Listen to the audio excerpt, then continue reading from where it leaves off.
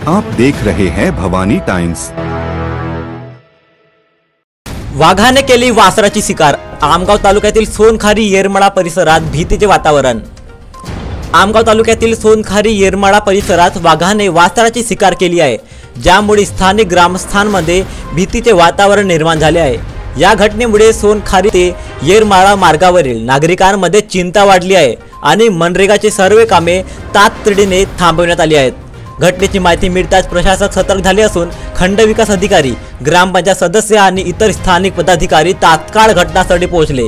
त्यांनी गावकऱ्यांशी संवाद साधत परिसरात सावध राहण्याचे आवाहन केले।